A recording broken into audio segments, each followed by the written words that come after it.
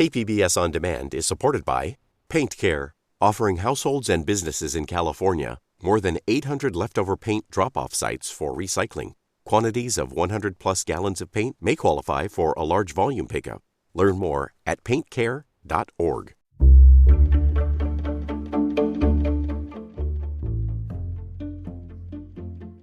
Good morning, I'm Debbie Cruz. It's Monday, September 9th. Some local schools are struggling to keep students cool during the heat wave.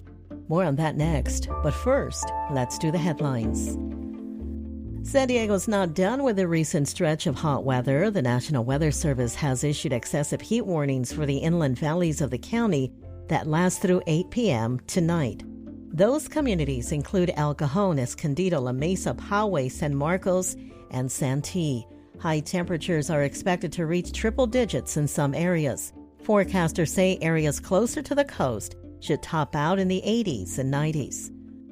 Former President Donald Trump's running mate, J.D. Vance, wrapped up a weekend of campaign events in Southern California. That included a trip to the U.S.-Mexico border in San Diego on Friday. The Republican vice presidential nominee advocated for Trump's immigration policies. Other weekend stops for Vance included a fundraiser Sunday in Los Angeles. Vance, who is also a U.S. Senator from Ohio, is married to Usha Vance, who was raised in San Diego. After a month-long break, the San Diego City Council is back in session. Today's agenda items include emergency declarations related to homelessness in the city. They will also consider leasing office space downtown for the Development Services Department. Tomorrow, the City Council will be briefed and hold a discussion on the San Diego Police Department's overtime spending. From KPBS, you're listening to San Diego News Now. Stay with me for more of the local news you need.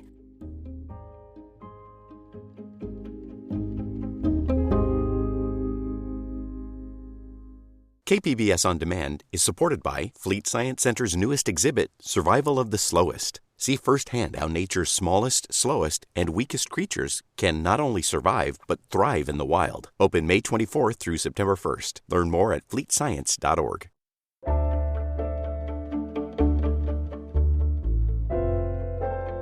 Many of San Diego's youngest students have been sweltering in overheated classrooms during the ongoing heat wave.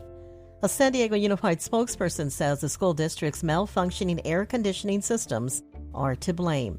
Health reporter Heidi DeMarco says this lack of cooling not only disrupts learning, but poses serious health risks.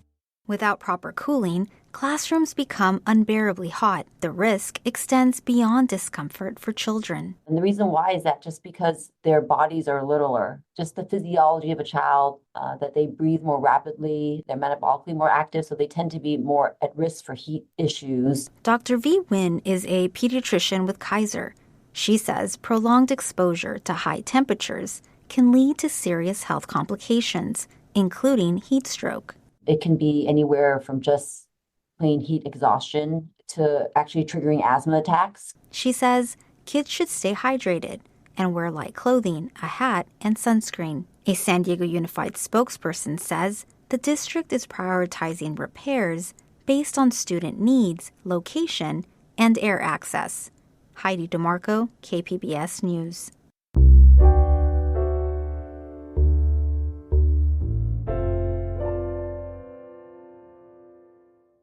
Tomorrow, the San Diego County Board of Supervisors will take up a motion to pause the creation of any new battery energy storage locations. SciTech reporter Thomas Fudge says this follows another fire at one of those operations. The battery storage building in Escondido is operated by SDG&E. On Thursday, one of its 24 storage units caught fire, requiring neighborhood evacuations. Lithium-ion battery storage is an important way to store energy from clean, renewable resources like solar. But when the batteries catch fire, they're hard to put out, and they release toxic, flammable gases. Many communities don't want these facilities in their backyards, and the Escondido City Council has voted to oppose them. The county could delay the creation of all storage facilities, or it could just require new facilities to use updated safety guidelines. Without energy from these batteries, the county would have a more difficult time meeting its clean energy goals. Thomas Fudge, KPBS News. A group of Navy chiefs went to extraordinary lengths to install and manage a secret Wi-Fi network aboard a San Diego-based warship. Military reporter Andrew Dyer has more about what happened and the fallout. 17 chiefs on the littoral combat ship USS Manchester pitched in for the almost $3,000 Starlink satellite and $1,000 a month internet bill during a deployment last year. That's according to a Navy investigation first obtained this week by Navy Times. Clayton Swope is with the Center for Strategic and International Studies. He says unsecured communications are a problem because they can reveal a ship's location. What comes to mind is the Russians have talked about a radar capability that they're developing that could detect and locate Starlink terminals. Investigators say the ship's command senior chief Grisel Marrero was the, quote, ringleader of the scheme. Rumors of the chiefs-only network persisted, but when the ship's captain asked her, she repeatedly denied the network existed. 4 months into the deployment, a civilian contractor in Guam found the dish. All but 2 chiefs on board were involved. Most faced administrative punishment. Marrero pleaded guilty at a special court-martial to her role in the scheme and attempted cover-up. According to the investigation, the dish didn't compromise the ship or its operations. Andrew Dyer, KPBS News. Researchers at the Scripps Institution of Oceanography are seeing promising results in their quest to predict bluff collapses before they happen. A local family that lost loved ones in a 2019 bluff failure is grateful for the news. Because I think this could be just a really valuable step in getting, making the bluffs a lot safer down there. That story is coming up.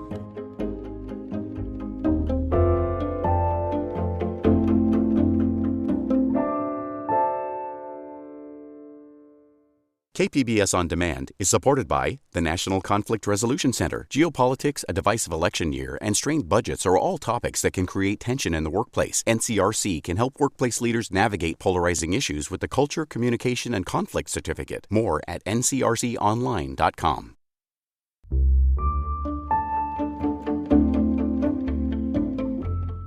Researchers at Scripps Institution of Oceanography in San Diego are making strides toward predicting bluff collapses before they happen. Investigative reporter Scott Rodd says the ultimate goal is to create an early warning system that saves lives.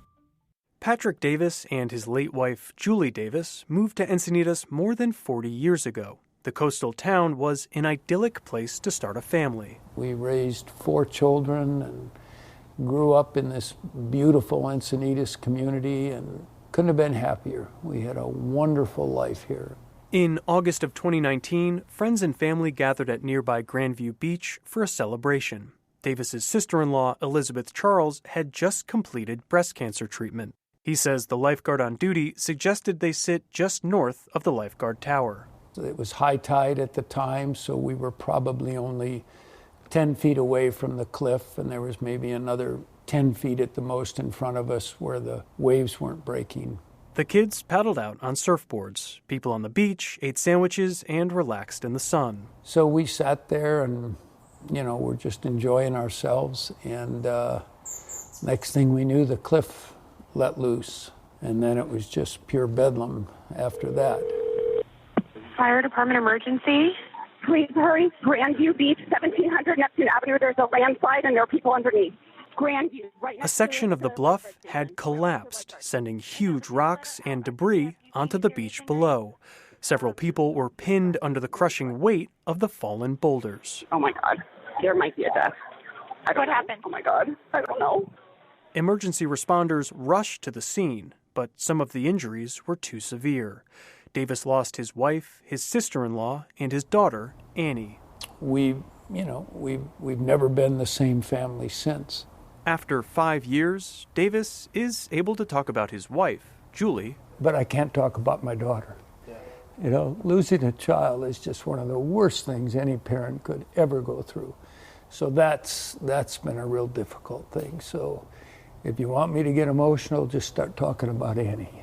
Davis no longer spends time on the beach at Grandview, but he often walks down the long staircase to see where people are sitting. And almost every time I've gone down to the beach, I see people sitting right against the bluffs.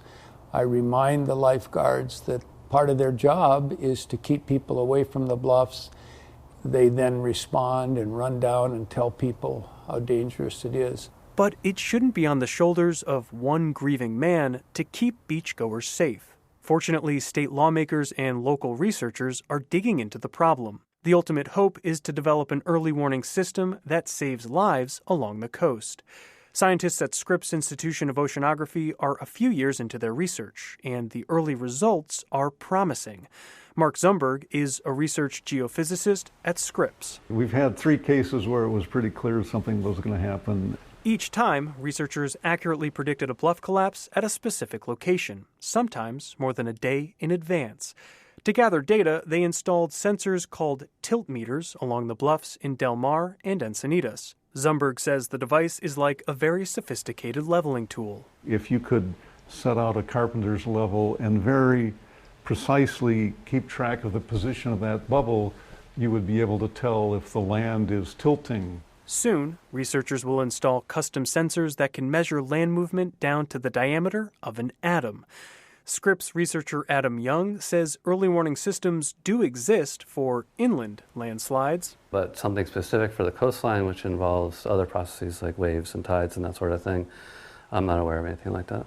He's optimistic that a warning system along the coast is feasible. What we're seeing so far is quite promising that we'll be able to use these signals in the future to develop a system. These early results are remarkable, but the scientists caution there's a lot that remains unknown. And even if a warning system can be developed, it'll likely take years to roll out and require action from state lawmakers. Assemblywoman Tasha Berner represents the coastal areas of Del Mar and Encinitas. She authored the legislation that kickstarted the research. My hope would be by 2030 the pilot would be going across California in these probably selected locations that are most acutely experiencing bluff collapses. By 2035, Berner believes the system could be rolled out up and down the West Coast. News about the progress at Scripps left Patrick Davis feeling encouraged. Because I think this could be just a really valuable step in getting, making the bluffs a lot safer down there. Davis's family has filed a lawsuit against the state, the city of Encinitas, and a local homeowners association. In addition to seeking financial damages, they're asking for policy changes to improve safety along the coast. Scott Rodd, KPBS News.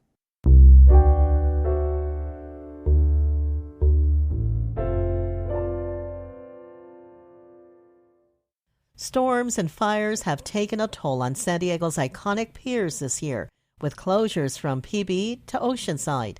But South Bay reporter Corey Suzuki says San Diego still has one pier standing.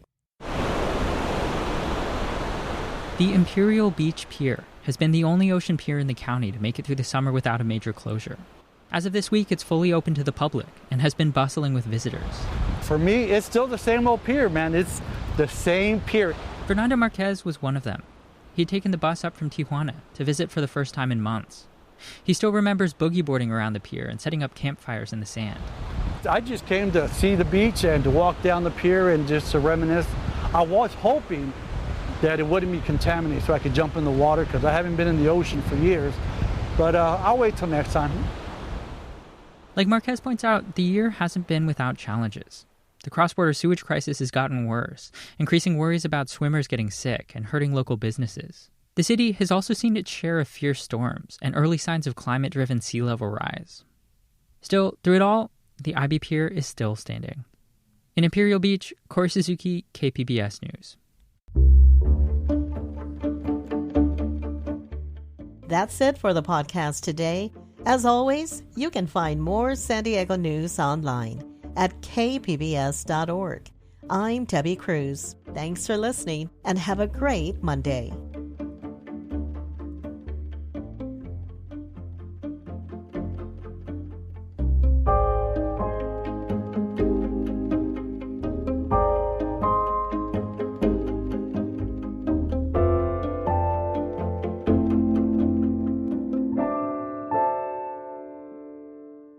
KPBS On Demand is supported by the National Conflict Resolution Center. Geopolitics, a divisive election year, and strained budgets are all topics that can create tension in the workplace. NCRC can help workplace leaders navigate polarizing issues with the Culture, Communication, and Conflict Certificate. More at ncrconline.com.